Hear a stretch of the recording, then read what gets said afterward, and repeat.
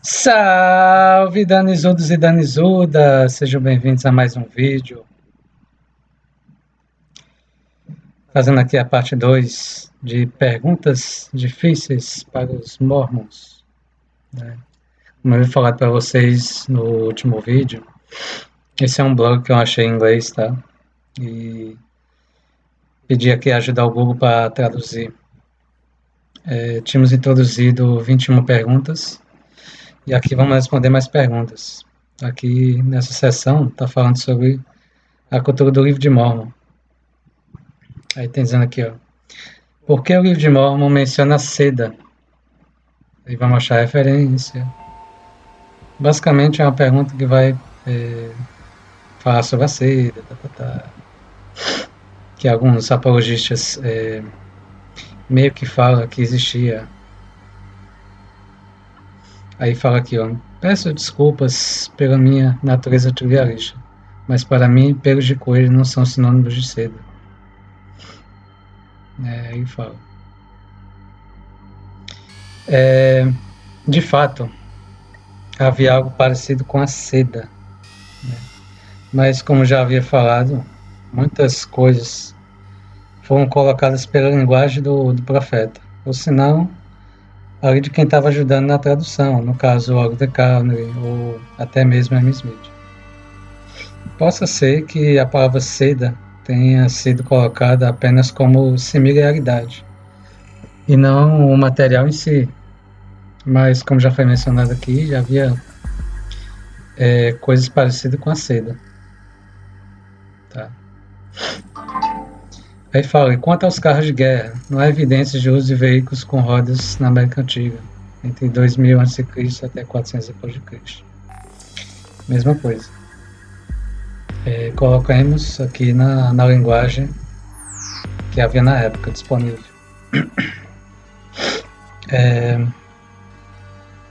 Só nesse ponto, salientando,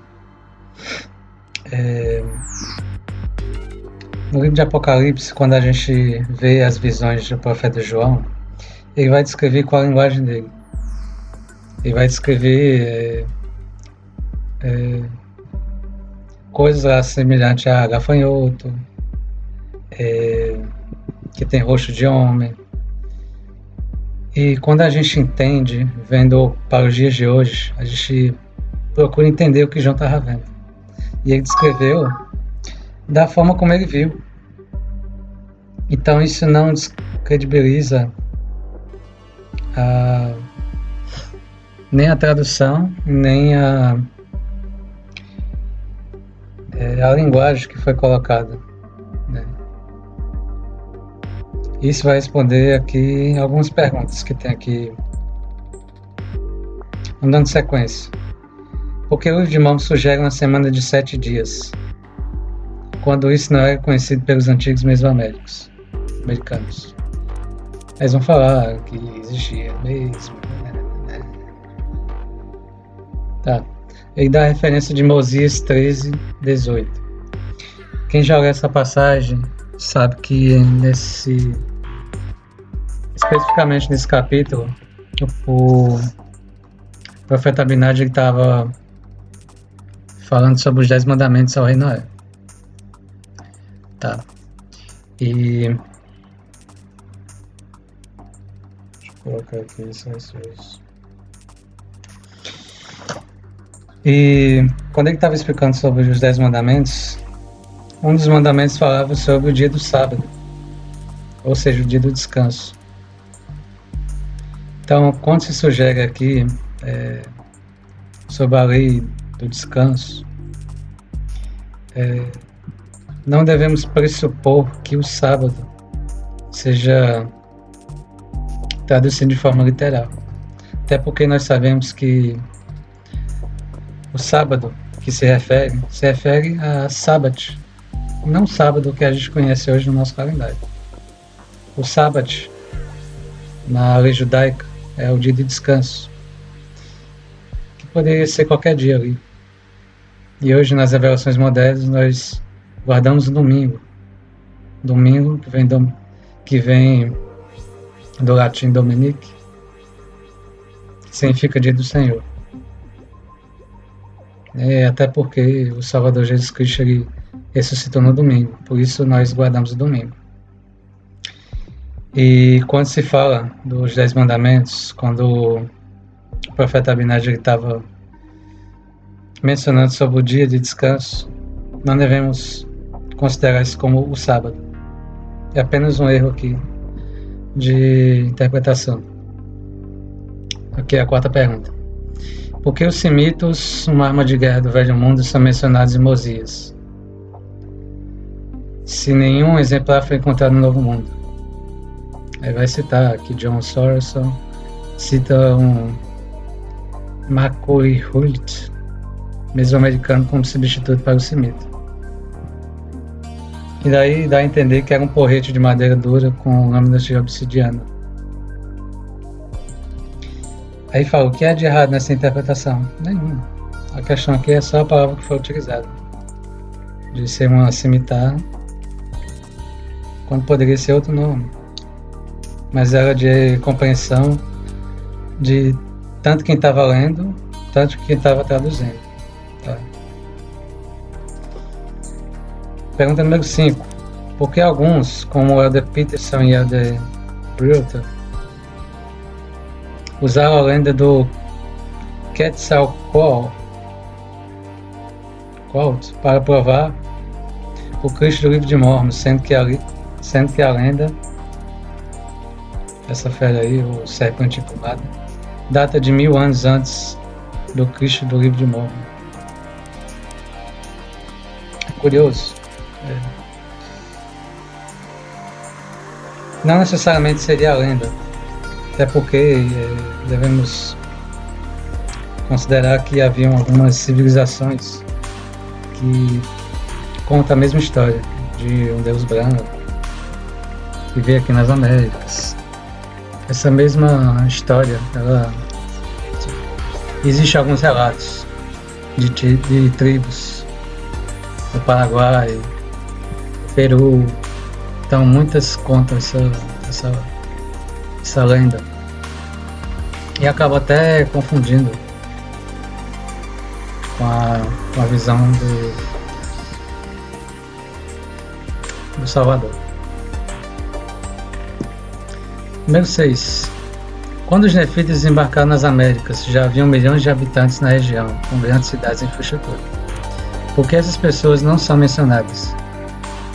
O Livro de Mormon parece indicar que o continente estava vazio naquela época. Será que o conhecimento sobre a Terra foi ocultado dos nativos que ali já viviam há milhares de anos? Curioso. Só que a Bíblia também não conta sobre o povo que vive em Nod. Só menciona. Eu faço um desafio a qualquer cristão. Será que não havia outras civilizações na época da Bíblia que não foram também mencionadas? Isso não é exclusivo do Livro de Mormon. Acreditamos que o Livro de Mormon ele conta a história de uma civilização, não de uma... E também não tem obrigação nenhuma de fazer geografia de uma forma que seja expansiva. A escritura que menciona aqui, segundo Neff, dá a entender que eles eram exclusivos, mas não. Temos que considerar pelo contexto ali, histórico, por onde a história se passou. Não devemos pressupor que, por o Livro de Mormon narrar aquilo, seria eles habitantes únicos, como na verdade poderia ser uma pequena parcela. Pergunta 7. Por que Neff não comparou e contrastou o Novo Mundo com Jerusalém? Eram dois lugares completamente diferentes. De fato, eram dois lugares diferentes. Mas devemos considerar que o Livro de Mormon não tem obrigação nenhuma com relação à geografia. A Bíblia em Deuteronômio ela não detalha como eram as civilizações. Não há detalhes sobre como viviam as pessoas na época de Deuteronômio. Então não devemos pressupor que o Livro de Mormon também tem a obrigação de fazer isso. Tem perguntas aqui sobre a metalurgia, que vai usar algumas palavras. Por exemplo, Porque o livro de Mórmon menciona foles, bronze, placas peitorais e cobre, ferro, moedas de ouro e prata e espadas de aço. Não há evidências, sendo que a metalurgia apareceu apenas no século IX depois de Cristo. Há duas considerações que podemos fazer aqui. Primeira, as nações pré-colombianas não foram descobertas em sua totalidade, então não podemos pressupor que toda a verdade foi estabelecida sobre a questão da metalurgia. Proposição número 2, algumas culturas acabam se mesclando com outras que são majoritariamente mais abundantes. Então, há muito ainda a descobrir sobre essas civilizações. Porque a arte, que é abundante das supostas culturas do livro de Mórmon, não retrata a existência de produtos metalúrgicos ou de atividade metalúrgica. É uma pergunta que possivelmente poderia ser respondida com outras perguntas. Na própria Bíblia menciona coisas que arqueologicamente não tem uma resposta. Então poderíamos usar desse mesmo argumento também. E isso não é demérito nenhum. Isso não significa que vamos ter resposta para tudo, mas muita coisa acreditamos pela fé.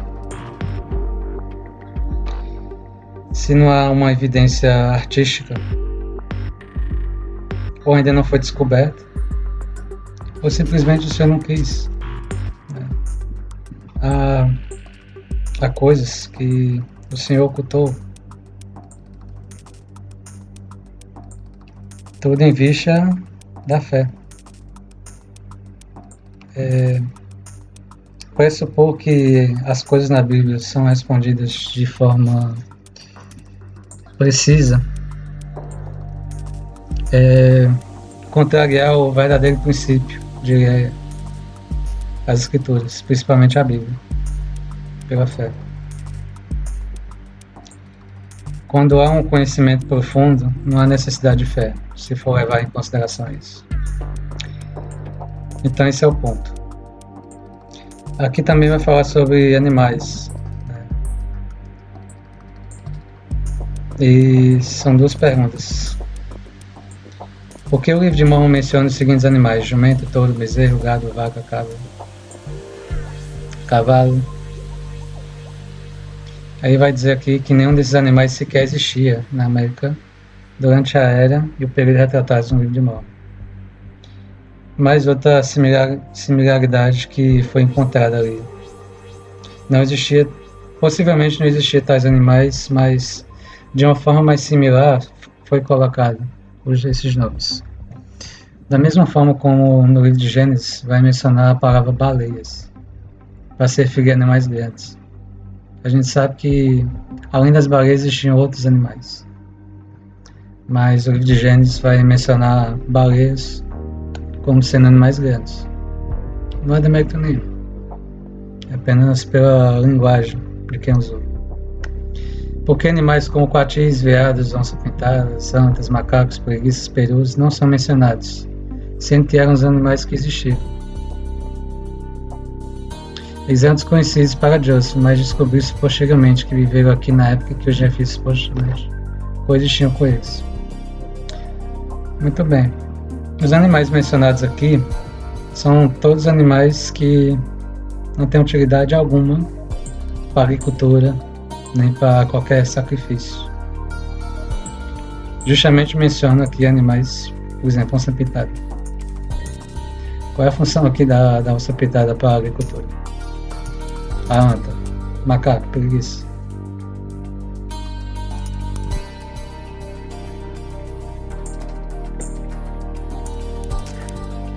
Não tinha?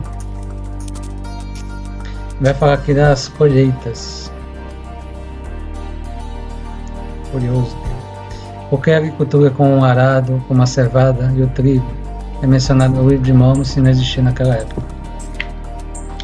Aí vai falar de uma descoberta que foi feita no Arizona de cevada.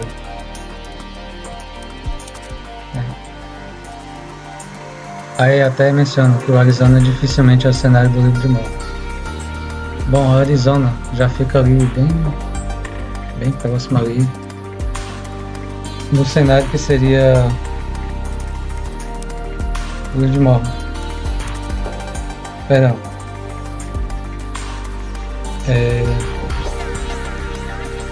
Perdão. Muitas coisas foram descobertas da América Central para baixo. Algumas coisas para cima. É uma pena que a questão da geografia do livro de Mormon não seja tão detalhada. Isso, de fato, gera algumas dúvidas.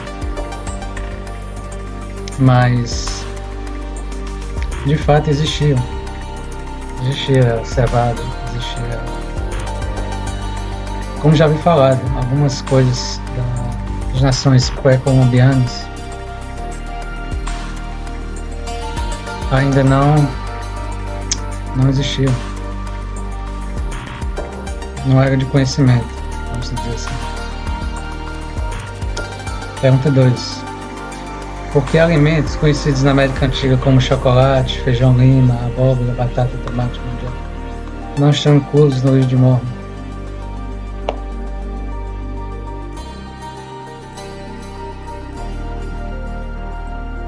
Poderíamos considerar outras que também não estão na Bíblia, mas que também faziam parte.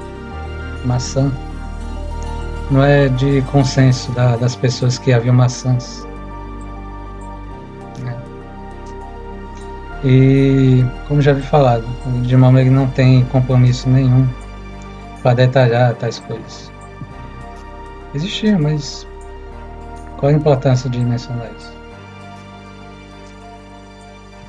Tá, meus queridos?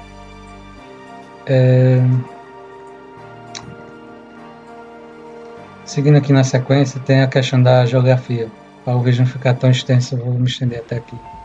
Aí tem uma parte 3. Por que o relevo da América Central não é descrito? Bom, não há uma precisão e também não há um consenso. Os próprios teólogos, até mesmo membros da igreja, não têm um consenso de onde ficava a geografia do livro de Mormon. Isso ainda gera muito debate, visto que muita coisa ainda não foi descoberta. O próprio Monte Cumorah existe 3 lugares que são hipoteticamente considerados, mas que não há um consenso ainda. Número 2. Por que tantos livros e artigos surgem descrevem possíveis localizações de cidades de Esquieto mencionadas no livro de Mormon? Nenhuma cidade foi identificada como sendo Nefília.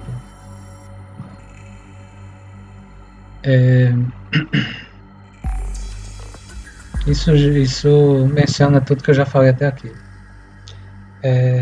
Há muita coisa ainda a ser descoberta. Cerca de 80% de coisas de nações pré-colombianas estão para ser descobertas. Até mesmo na época da Bíblia. Nem tudo podemos considerar como sendo completo. Foi descoberta muita coisa, sim. Mas por quê? Temos que considerar que o lado oriental é o lado antigo. Houve mais tempo ali de escavações do que aqui. Aqui estamos ainda engatinhando. Estamos falando aí de pelo menos 1 milênio e pouco de escavações do lado oriental, enquanto que no lado ocidental ainda não chegamos nem em 1 milênio ainda. Tem muito a ser descoberto. É de consenso entre os arqueólogos que há muita coisa a ser descoberta aqui nas Américas. Então, cena para os próximos capítulos.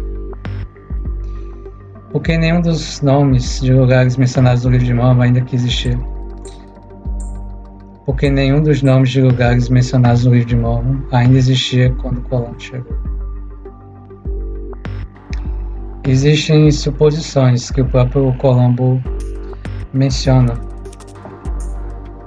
A própria chegada aqui nas Américas é uma prova disso. Eu vou deixar aqui uma citação na descrição do vídeo. Onde ficava o Monte Cumorah? Já havia explicado anteriormente. Não existe um consenso ainda de onde seria. De novo, como há ainda muita coisa a ser descoberta, nem tudo ainda foi descoberto e nem tudo ainda chega em um consenso. Para que se chegue a um consenso é preciso ver as provas. Existem suposições. As suposições são as que eu mencionei anteriormente sobre o Monte Cumorah. 5. Porque não existem lacunas do registro arqueológico da Mesoamérica, se esses povos desaparecidos existiram?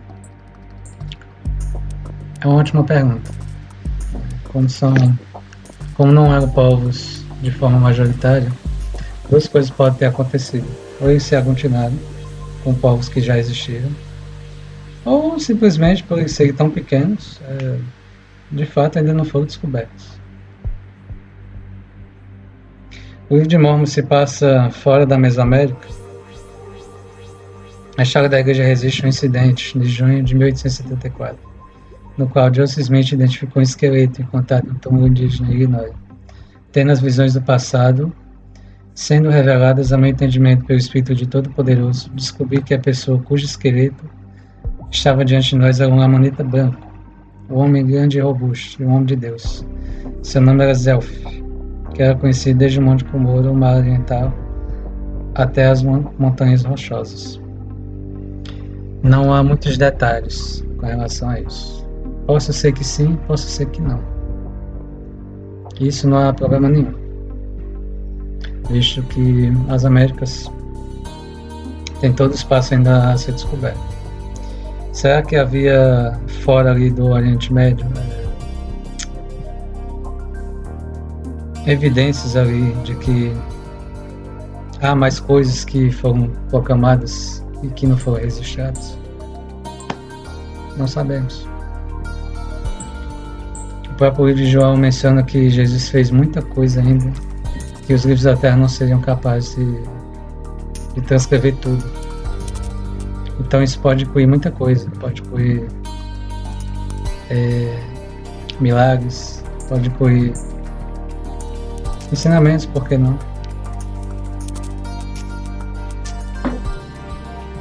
E na própria Bíblia não há ainda um entendimento sobre os gigantes que tinham na época ali de Davi, quando ele enfrentou os filisteus. A própria Bíblia menciona a existência de gigantes, mas isso não foi finalizado. Há muita coisa a ser descoberta. Número 7. Porque nenhum arqueólogo teoriza sobre quaisquer ligações ou influências hebraicas ou egípcias na Mesoamérica. Isso não é consenso. Não é de consenso entre eles. Se existia a influência hebraica ou egípcia, tem, mas não é de consenso. Essa seria uma possível resposta. Esse ponto da geografia é um ponto bem curioso. Fazendo análise aqui, não é de consenso entre os próprios arqueólogos. Por mais que um levante uma hipótese, ela tem que valer ali para os demais, nem todo mundo concorda. Isso é comum se estamos levando para o lado acadêmico. Existem muitas coisas a ser descobertas, assim também como a Bíblia. Não há um consenso por onde foi parar a Arca de Noé. Alguns falam que foram ali na Turquia, fala do Monte Ararat. Há teorias. Há possíveis teorias sobre Sodoma e Gomorra, de onde ficava. A cidade chamada Sião. Não há o próprio consenso de onde se passava. Existe muita coisa a ser descoberta, mas é importante que nós, como membros da Igreja de Jesus Cristo, possamos levar em conta a fé. A fé é o princípio fundamental das coisas. Quando ultrapassa o nosso entendimento, existe a fé. Poderíamos supor que Joseph inventou tais coisas? Será que ele tinha tamanha capacidade para tal? Levando isso para uma forma contextual. Sabendo que Joseph tinha até a quarta série do ensino fundamental, correspondente hoje ao nosso quinto ano do ensino fundamental. Considerando que ele não tinha biblioteca farta, poderíamos pressupor que ele inventou tudo isso?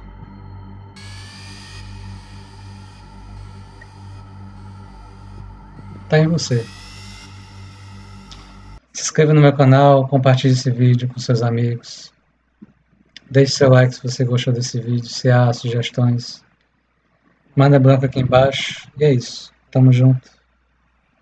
E até mais.